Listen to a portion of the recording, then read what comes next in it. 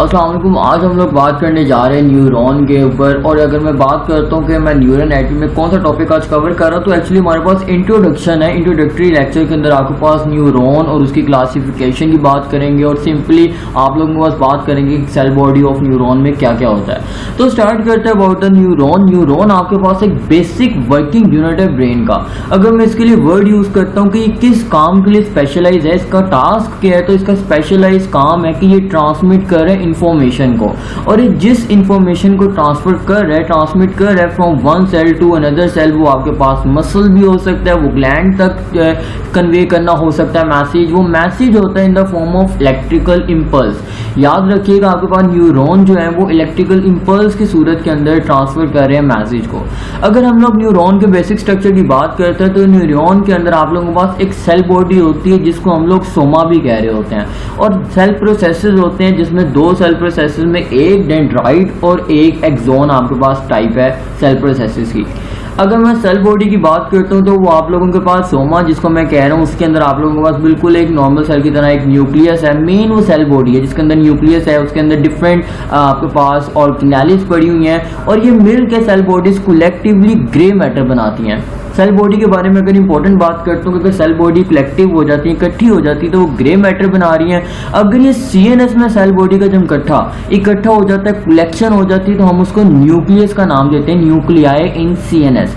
और यही collection of cell bodies अगर outside the central nervous system है, like in the peripheral nervous system है, देन हम लोग उसी कलेक्शन ऑफ सेल बॉडी को गैंग्लिया का नाम देंगे। याद रखिएगा आप लोगों के पास ग्रे मैटर जो है वो यूजुअली सेल बॉडी से बन रहा होता है और आपके पास न्यूक्लिया और गैंग्लिया भी सेल बॉडीज की कलेक्शन का नाम है। अगर हम लोग सेल बॉडी के स्ट्रक्चर की बात करते हैं तो आप लोगों के पास ये मैंने एक सोमा यानी सेल बॉडी को शो किया है। आप लोगों के पास इसमें न्यूक्लियल ग्रैन्यूल्स हैं, सेंटर में न्यूक्लियस नजर आ रहा है और आपके पास इसके अंदर से निकल रहे हैं cellular process, dendrite and axon. तो आप लोगों के पास डेंड्राइट क्या होते हैं? डेंड्राइट एक ग्रीक वर्ड से निकला ब्रांच ऑफ ट्री। आपके पास ये शॉर्ट रिचली ब्रांचेस हैं जो कि इंफॉर्मेशन कलेक्ट कर रही है toward the cell body. Information ऊपर से जितनी भी आ रही है डेंड्राइट का काम है वो सारी कैप्चर करके टुवर्ड द सेल बॉडी लेके आएगा, जबकि एक्सोन जो है away from the cell body लेके जाएंगे। एक्सोन आपके पास इलोंगेटेड प्रोसेस होता है, ये ट्रैक्ट्स बना रहा होता है। वाइट मैटर बनाने में एक्सोन का ही रोल होता है। आप लोगों के पास सीएनएस या पेरिफेरल नर्वस सिस्टम के अंदर अगर हम लोग बात करते हैं ट्रैक्ट्स की तो वो एक्सोन से ही बन रहे होते हैं। अब आप लोगों के पास इंफॉर्मेशन मैंने कहा था ट्रांसफर होती है from one cell to another cell. और जब सेल के दरमियान की बात करते हैं, एक सेल से दूसरे सेल के दरमियान गैप आ जाता है, वहां पे क्या चीज काम करती है? वहां पे काम करती है साइनेप्सिस। अब साइनेप्स क्या है उसका आप लोगों को ज्यादातर तो आप लोगों को पता होगा, लेकिन थोड़ा बहुत ब्रीफ सा मैं बता देता हूँ कि आप लोगों के पास सेल के अंदर, सेल बॉडी के अंदर गोल्जी ऑपरेटर्स होते हैं, एंडोप्लाज्मिक रेटिकुलम होते हैं। एंडोप्लाज्मिक रेटिकुलम न्यूरोट्रांसमीटर को सिंथेसाइज करते हैं और वो गोल्जी ऑपरेटर्स के थ्रू आप लोगों के पास पैक हो जाते हैं और चले जाते हैं टर्मिनल बड पे। जैसे वो टर्मिनल बड पे चले जाते हैं एक्सोन की, वहां जाके ये रिलीज हो जाते हैं जब इलेक्ट्रिकल सिग्नल इन्होंने ट्रांसफर करना होता है। जब ये इलेक्ट्रिकल सिग्नल ट्रांसफर कर चुकते हैं यानी इन्होंने रिलीज कर दिया, एक्सोन ने न्यूरोट्रांसमीटर सिग्नल आया और इस साइनेप्टिक क्लेफ्ट के अंदर आराम से क्योंकि वहां पे वेसिकल मौजूद थे इजीली ट्रांसफर कर दिया अपने सिग्नल को। उसके बाद क्या ये पड़े रहते हैं वहां पे? तो आंसर इज नो। लाइसोसोम्स जो है वो आप लोगों के पास इसको वापस जो है डाइजेस्ट कर लेते हैं और इसको रिसाइकिल किया जाता है ताकि आप लोगों के पास कनेक्शन जो है वो खत्म कर दिया जाए। हर वक्त कनेक्शन नहीं रहता, कनेक्शन सिर्फ उस वक्त बनता है। आपके पास ये जो रिलीज है वेसिकल्स होते हैं सिर्फ उस वक्त होते हैं जिस वक्त सिग्नल आ रहा होता है। वेल ये तो आप लोगों के पास ब्रीफ सा इंट्रोडक्शन था जिसके अंदर मैंने आप लोगों को एक साथ ही बताया। सर इसको बताने का मकसद ये था कि आप लोगों के पास इसकी आगे जाके मैंने बात करनी है कि पैथोलॉजिकल कंडीशंस होती हैं कुछ जिसके अंदर आप लोगों के पास इससे एसोसिएटेड डिजीजेज हैं, उसको डिस्कस करते हुए आप लोगों को मैं यही वर्ड्स टर्मिनोलॉजीज यूज कर सकूं। मेन टॉपिक की तरफ मूव करते हैं, क्लासिफिकेशन ऑफ न्यूरॉन। न्यूरॉन को क्लासिफाई करने के आप लोगों के पास कई तरीके हो सकते हैं। आप उसको नंबर ऑफ प्रोसेसेस के लिहाज से क्लासिफाई कर सकते हो, आप उसको एक्सॉन की लेंथ के लिहाज से क्लासिफिकेशन कर सकते हो, फंक्शनली वो किस तरह काम कर रहे हैं, आइदर वो मोटर है या वो सेंसरी है, उसके लिहाज से क्लासिफाई कर सकते हो। उनको शेप ऑफ सेल बॉडी के लिहाज से कर सकते हो, लाइक बास्केट सेल, स्टीलेट्स वगैरह, जो मैं अभी डिस्कशन करूंगा आगे जाके। ये आप लोग साइज के लिहाज से कर सकते हो, जिसमें आपके पास मैक्रो न्यूरॉन और माइक्रो न्यूरॉन आ जाते हैं। तो सबसे पहले मैं बात करता हूँ आप लोगों के पास नंबर ऑफ प्रोसेसेस है। अगर आप लोगों के पास नंबर ऑफ प्रोसेसेस यानी 1 होते हैं तो हम उसको यूनिपोलर, अगर 2 प्रोसेसेस हैं तो बाइपोलर, और उसके बाद हम लोग डिस्कस करेंगे मल्टीपोलर को।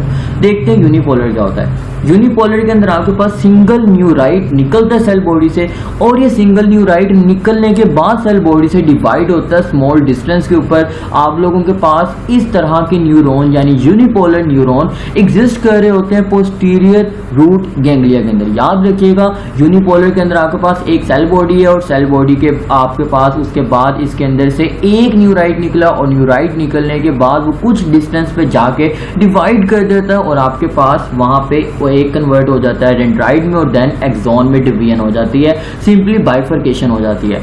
इस तरह के न्यूरॉन एग्जिस्ट कर रहे होते हैं पोस्टीरियर रूट गैंग्लियन में। मैं इन तीनों को डिस्कस कर लूं, देन मैं आपको डायग्राम भी दिखाता हूं। देन हमारे पास बायपोलर आ जाते हैं। अगर मैं बायपोलर की बात करता हूं तो नाम से पता लग रहा है, बाय मतलब 2।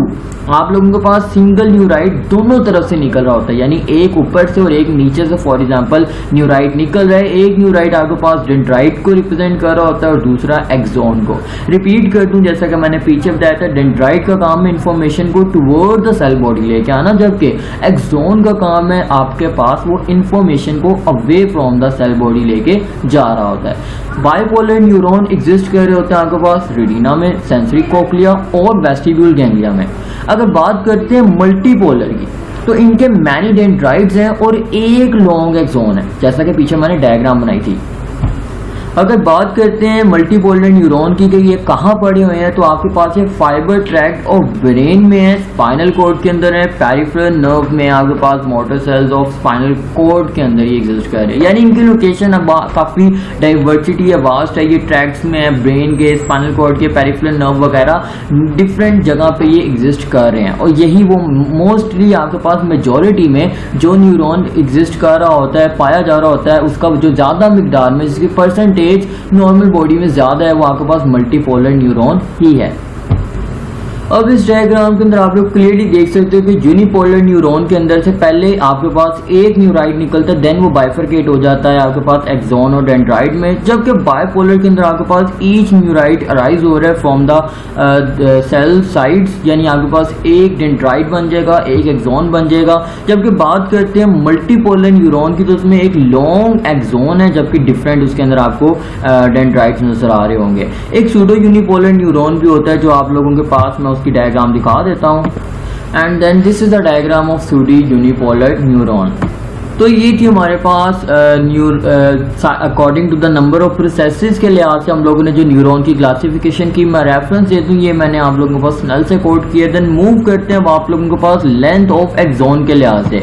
लेंथ ऑफ एक्सॉन के लिहाज से आपके पास गोल्जी टाइप 1 है, जिसके अंदर आपके पास सिंगल लॉन्ग एक्सॉन और मैनी डेंड्राइट्स आते हैं, जबकि गोल्जी टाइप 2 है, जिसके अंदर आपके पास शॉर्ट एक्सॉन और डेंड्राइट आते हैं। और डेंड्राइट यहाँ पे ये इसको रिजेंबल कर रहे होते हैं स्टार की तरह। ये लोकेट होते हैं, लोकेशन की बात करते हैं तो आपके पास लेंथ ऑफ एक्सॉन जिसके अंदर लार्ज है, यानी गोल्जी टाइप 1 के अंदर बात करते हैं तो वो आपके पास वही लोकेशन है जो मल्टीपोलर न्यूरॉन की देखने को मिल रही थी। Fibre tracts of brain, spinal cord and peripheral nerve, इसके अंदर जो motor cells of spinal cord है वो भी इसी टाइप के हैं।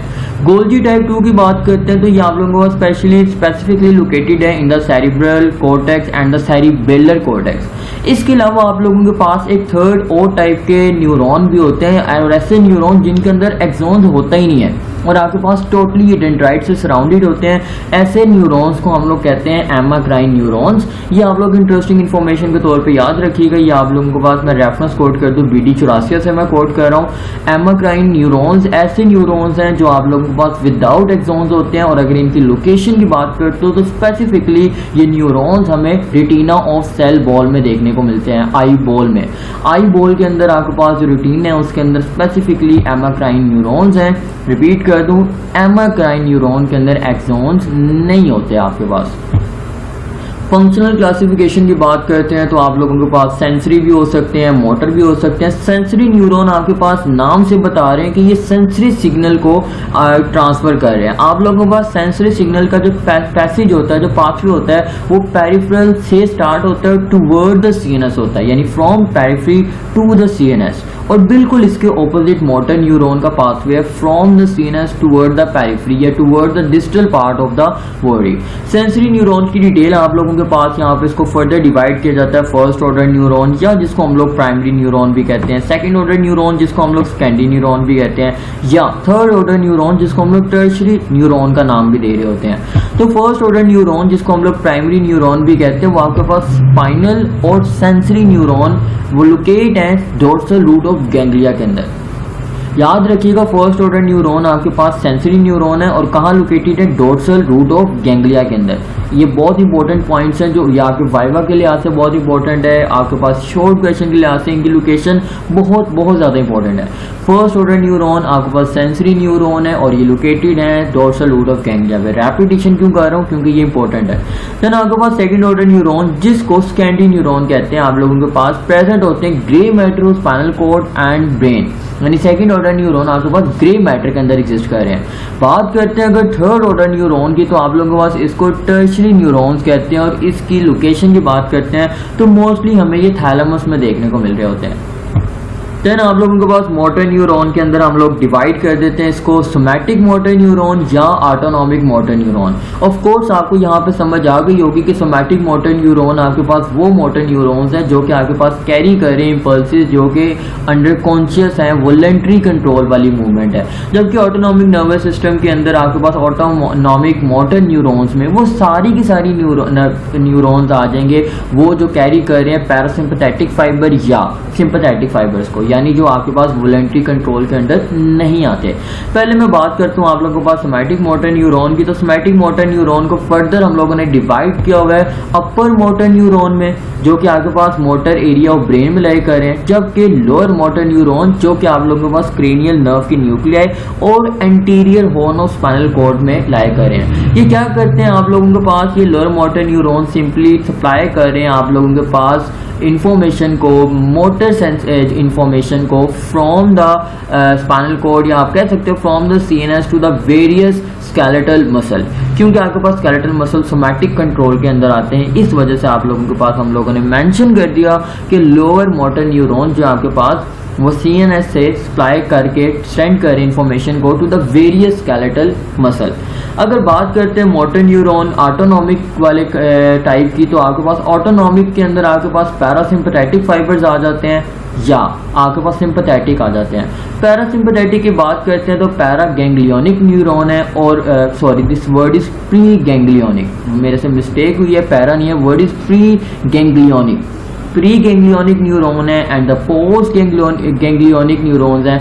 प्री गैंग्लियोनिक न्यूरॉन्स में आपके पास क्रेनियल नर्व में 3 यानी third cranial nerve, 7th cranial nerve, 9th cranial nerve and 10th cranial nerve आ जाती है, जबकि पोस्ट गैंग्लियोनिक न्यूरॉन आपके पास विजरा के अंदर लाई कर है।